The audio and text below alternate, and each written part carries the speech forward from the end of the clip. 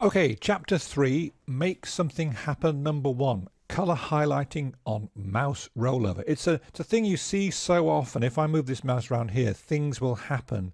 Things will light up underneath the mouse.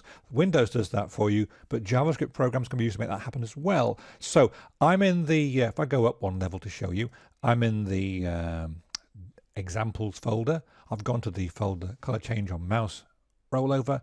I go into there. I hit the index here and bang, up it comes. And this is exactly what you would expect to happen. I roll the mouse. So we'll see about how it works in a minute or two, because I want to talk about really, before I do that, how these things work. And we've done this now several times. We've actually attached a JavaScript function to an event. Events that we have used include, let me think. We've had events that fire when the page is loaded. We've had events that fire in a few seconds. We have events that fire when users press buttons. And we have this pattern that part of the plumbing, if you like, of a JavaScript app is to actually connect bits of JavaScript code to events that happen inside the browser. The user does something and our code runs to deal with that. And in most cases, that means that the function changes a property on the element to change the appearance of the document. So when I roll my mouse over that paragraph, it will change color. In fact, it probably won't. I'll restart this just to prove that, yeah, here we go. I wonder if I'll have to start this again. No, I won't. I'll grab you and I'll drag you into there so everybody can see.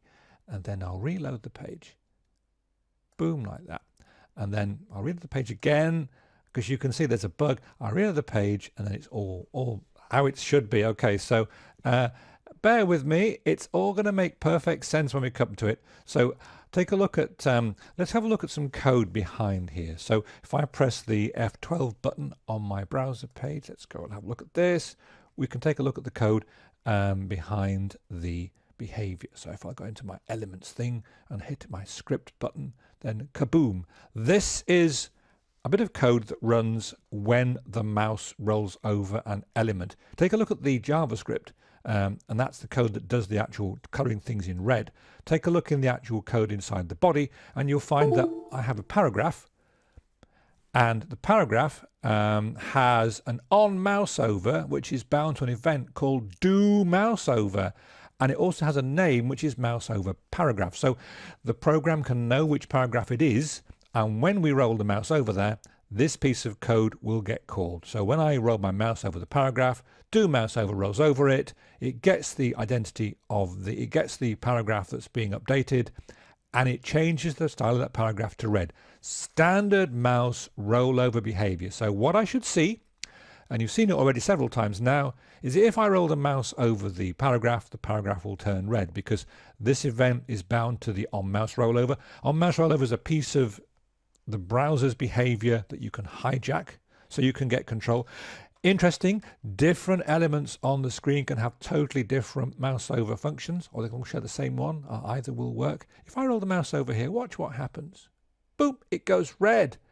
Everybody's happy, it's worked fine, except that if I move my mouse away, it stays red. Now that's what we call in the trade a bug. Now the bug is that, yeah, fine, it goes red because this bit's cool, but once it's been made red, it stays red forever. And that's no good for what we want. We want it to be red when the mouse rolls over and then go back to being black when the mouse leaves it. Does that make sense? I think it does. It's caused by the fact that we haven't thought of what happens to turn it back again. We kind of assumed that when the mouse stopped being over it, the browser will put it back to the original color. That does not happen, which is rather sad. This is a bug. The fix for the bug is actually quite simple. We have to have an event that fires when the mouse moves off the paragraph that puts it back to black. If I go back to my original files here and I go up one level and I go into color change over mouse working, which if you have two examples and one says blah and one says blah working, then the working one probably is fixed. If I open this chap up, here he is. If I roll the mouse over this one, boom, it goes red. Roll it away again, boom, it goes black again. Lovely. That's what we wanted, but we didn't quite think it through properly. Look at the code, press F12, have a look at the script. So two things. One is I've got two functions now. One is called do mouse over and one's called do mouse out. I have a second event which can fire, which is called on mouse out.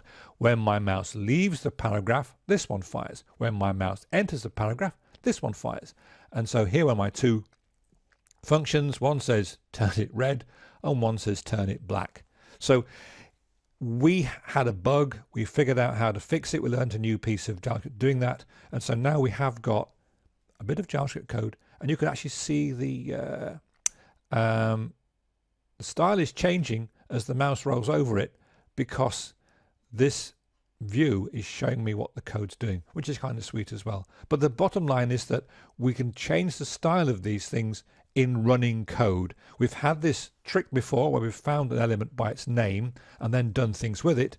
And one of the things we can do with it is modify its style. So my program can change. It could make this text get bigger if you roll the mouse over it. You could make it disappear. I've had people write things like, click here for a big prize. You roll the mouse over to it, the mouse goes over it, and it disappears, which is, yeah, okay. It's a bit childish, but basically, if you haven't figured it out by now, childish is where I live.